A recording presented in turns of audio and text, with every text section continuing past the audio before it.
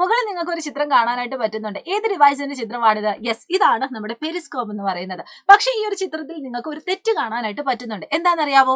ഇവിടെ നിങ്ങൾ സൂക്ഷിച്ചു നോക്കിയാൽ ഇവിടെ നമുക്കറിയാം 2 പ്ലെയിൻ മിററുകൾ നമ്മൾ യൂസ് ചെയ്യുന്നുണ്ട്. പക്ഷെ ഒന്നാമത്തെ പ്ലെയിൻ മിറർ എന്ന് പറയുന്നത് പ്രോപ്പർ ആയിട്ടല്ല ഇവിടെ സെറ്റ് ചെയ്ത് വെച്ചിരിക്കുന്നത്. എങ്ങനെയാണ് നമ്മൾ പ്ലെയിൻ മിറർ പ്രോപ്പർ ആണോ അല്ലയോ എന്ന് നമ്മൾ ചെക്ക് ചെയ്യുന്നത്? നമുക്കറിയാം, ഒരു പ്ലെയിൻ മിറർ വരച്ചാൽ ആ ഒരു പ്ലെയിൻ മിററിന്റെ ഒരു സൈഡിൽ നമ്മൾ ഇതുപോലെ ഡോട്ടഡ് ആയിട്ട് ഒരു ഡാഷ്ഡ് ലൈന് നമ്മൾ സൂചിപ്പിക്കും. അതെന്തിനെയാണ് നമ്മൾ ഇൻഡിക്കേറ്റ് ചെയ്യുന്നത്? ആ ഒരു ഭാഗത്തല്ല നമ്മുടെ റിഫ്ലക്ഷൻ നടക്കുന്നത് എന്ന് സൂചിപ്പിക്കാനാണ്. അതായത് ഈ ഒരു പ്ലെയിൻ ആയിട്ടുള്ള ഭാഗത്ത് മാത്രമേ റിഫ്ലക്ഷൻ നടക്കുകയുള്ളൂ. അതുപോലെ തന്നെ ഈ ഒരു ഡാഷ്ഡ് ലൈന് വരുന്ന ഭാഗത്ത് റിഫ്ലക്ഷൻ നടക്കില്ല.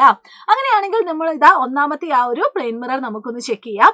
ഈ ഒരു പ്ലെയിൻ മിറർ എങ്ങനെയാണ് കൊടുത്തിരിക്കുന്നത്? ആ ഒരു ഡാഷ്ഡ് ലൈൻ നോക്കിയാൽ തന്നെ നമുക്കറിയാം, യെസ്, ഇവിടെ കൊടുത്തിരിക്കുന്ന രീതി തെറ്റാണ്. അപ്പൊ നമുക്കിത് മായ്ച്ചിട്ട് നമുക്കിത് ശരിയായ രീതിയിൽ ഒന്ന് അറേഞ്ച് ചെയ്യാം. ഓക്കെ, ഇനി രണ്ടാമത്തെ പ്ലെയിൻ മിറർ നോക്കുവാണെങ്കിൽ ഇത് ശരിയായി തന്നെയാണ് ഇവിടെ അറേഞ്ച് ചെയ്തിരിക്കുന്നത്.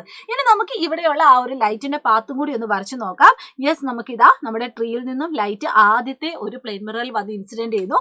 അവിടെ നിന്നും റിഫ്ലക്ട് ചെയ്ത് നമ്മുടെ രണ്ടാമത്തെ പ്ലെയിൻ മിററിൽ വന്ന് പതിക്കുന്നു. എന്നിട്ട് വീണ്ടും റിഫ്ലക്ട് ചെയ്തിട്ടാണ് നമ്മുടെ കണ്ണിലേക്ക് എത്തുന്നത്. അതായത് ഇവിടെ മൾട്ടിപ്പിൾ റിഫ്ലക്ഷൻ അല്ലെങ്കിൽ ആവർത്തന പ്രതിപതനമാണ് സംഭവിച്ചത്. ഇതാണ് നമ്മുടെ പെരിസ്കോപ്പിന്റെ ശാസ്ത്രാശയം അല്ലെങ്കിൽ പ്രിൻസിപ്പിൾ എന്ന് പറയുന്നത്. അപ്പൊ ഇതുപോലുള്ള കുഞ്ഞു കുഞ്ഞു കോണ്ടന്റ് വീഡിയോസും കുഞ്ഞു കുഞ്ഞു ഷോർട്ട് വീഡിയോസും നമ്മുടെ ഈ ഒരു യൂട്യൂബ് ചാനൽ അവൈലബിൾ ആണ്. എല്ലാവരും അടിപൊളിയായിട്ട് കാണുക, അടിപൊളിയായിട്ട് പഠിക്കുക, നാളത്തെ എക്സാം ഫുൾ സെറ്റ് ആക്കുക. ബൈ.